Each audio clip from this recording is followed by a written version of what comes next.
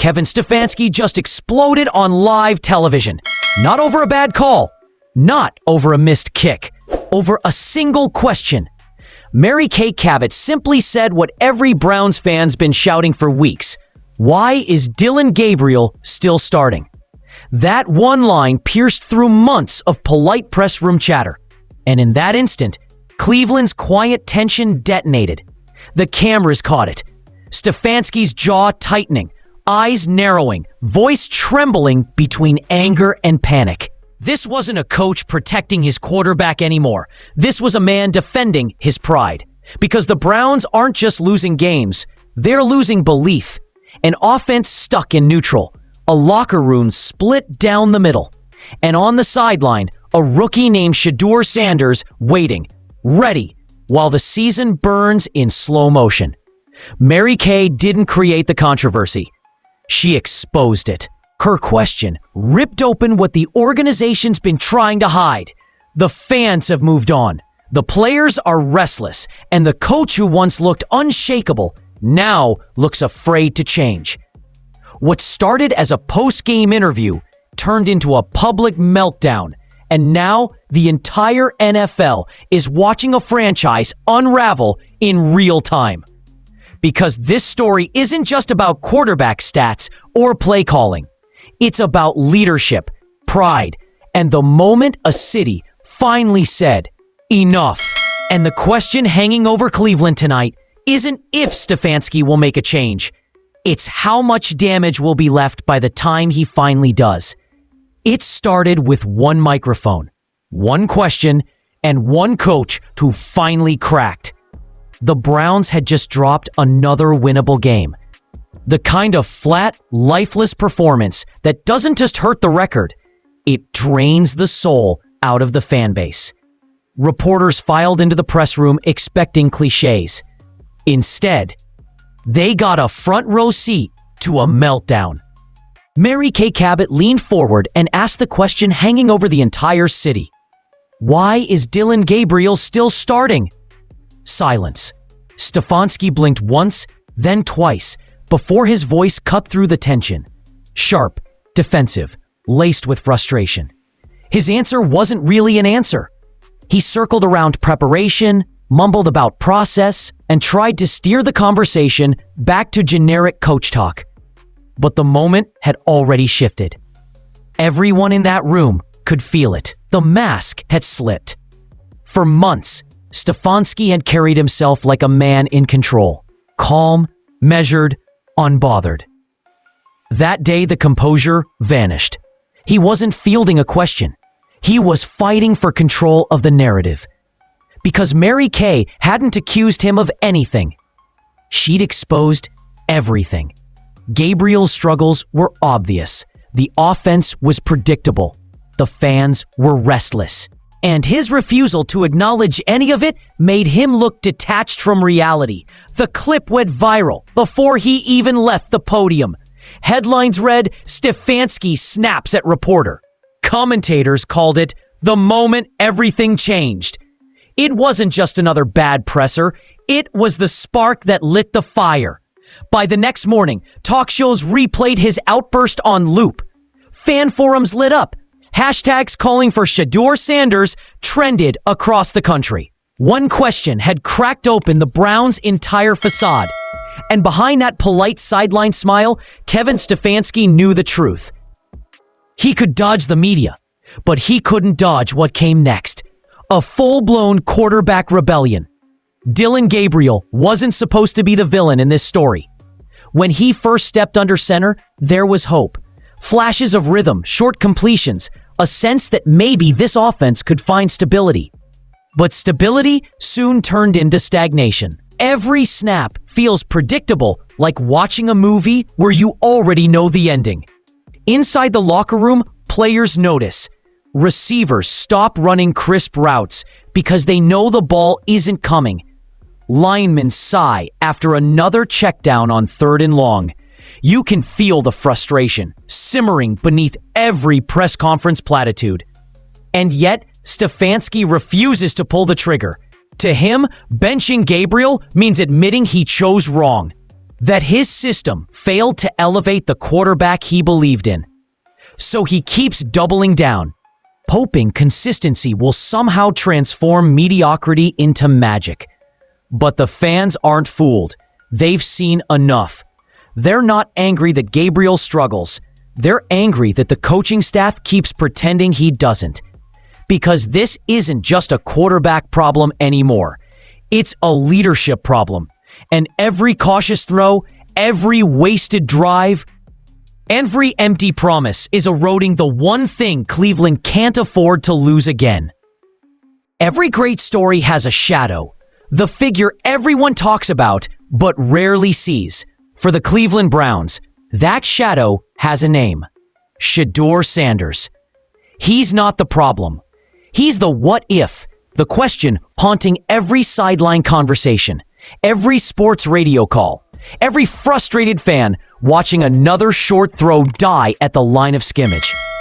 What if the Browns just gave him the chance? Because Shedeur isn't a mystery anymore. He's a proven playmaker, calm under pressure, mechanically polished, confident in chaos. He doesn't just throw, he commands. He brings something Cleveland hasn't felt in years: presence. And that's what scares Kevin Stefanski most. From the outside, Sanders looks like the perfect fix, the spark, the energy, the future. But to Stefanski, starting him means more than changing quarterbacks. It means admitting he's been wrong this whole time. It means the fans were right, the media was right, Mary Kay was right, and for a coach already fighting to hold control, that kind of admission feels like surrender. Meanwhile, Sanders waits, silent, professional, composed. He doesn't rant or complain. He prepares. Players see it. Coaches see it. Everyone knows the kid's ready. Even veterans whisper about it in the locker room. Where are they going to let him play? Every time Gabriel misses an open receiver, the camera finds Sanders on the sideline, helmet on, eyes focused, jaw tight. It's not impatience, it's readiness. The kind of readiness that makes everyone else look hesitant by comparison. Fans have stopped debating whether Sanders should start. They're asking why he hasn't already. Because every wasted drive, every stalled possession, every silent stadium feels like another reminder that the Browns are ignoring the one player who can bring the pulse back. Shedeur Sanders isn't just waiting for his moment. He is the moment. And every week Cleveland delays it, that shadow grows longer. The first fractures didn't happen on the field. They happened in the locker room. At first, it was subtle. Shorter conversations. Longer silences. Players keeping their distance after another failed drive. But soon, the frustration became impossible to hide. Veterans tried to toe the company line. We trust the process. We believe in our guy. But the younger players weren't buying it. They'd seen what Shedeur Sanders could do in practice. They'd seen him zip throws into tight windows, read blitzes, command respect. So every time Dillon Gabriel jogged onto the field, it wasn't confidence they felt. It was confusion. The divide was no longer rumor. It was reality. Half the team still backed their coach. The other half just wanted change. Any change. Because nothing kills a locker room faster than hopelessness. And that's exactly what Cleveland was starting to feel.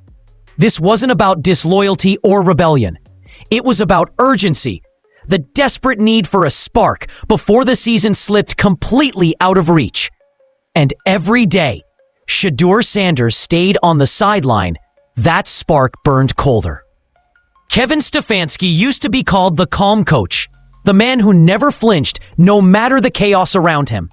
But now, calm looks like denial. And every microphone, every camera, every press conference has turned into a battlefield. After Mary Kay's question went viral, the narrative flipped overnight. He wasn't being praised for composure anymore. He was being accused of hiding behind it. Talk shows replayed the clip in slow motion, analyzing his tone like it was a crime scene. Sports networks called it the moment the fan base lost faith. Inside the organization, that pressure multiplied. Front office meetings grew tense. Ownership wanted answers. Fans wanted accountability. Stefanski, caught in the middle, reacted the only way a cornered man does: defensively. Every time he stepped in front of a camera, he looked like someone trying to hold back a flood with a paper towel. He said the right words. "We're sticking to our plan. We believe in development." But his eyes told a different story. He was rattled.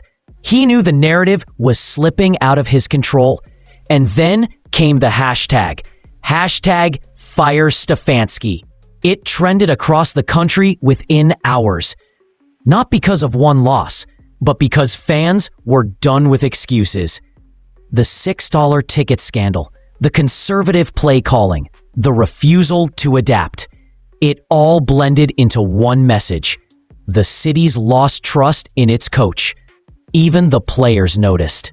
Executives watch numbers slide in real time. Ticket sales, viewership, sponsorship renewals, all pointing the same direction: down. Corporate partners have started calling for updates. Translation? They're nervous. Even the stadium staff can feel the tension.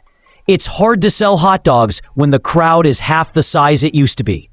Jimmy Haslam, the owner who once boasted about turning Cleveland into a contender, now sits through meetings that feel more like interventions.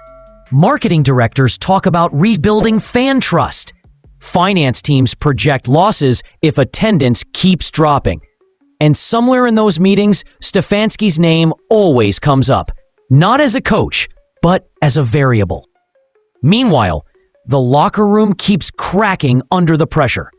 Players scroll social media after games and see their own fan base begging for change. Even the defense, the one bright spot, looks deflated. They're playing their hearts out just to hand the ball back to an offense that can't score. It's not just a losing streak anymore, it's a credibility crisis. Every department, from ticket sales to public relations, is scrambling to manage optics. Because in the NFL, perception is profit. And right now, Cleveland looks broken. The organization's biggest fear isn't losing another game. It's losing the city that's held them up through every failure, every false promise, every rebuild.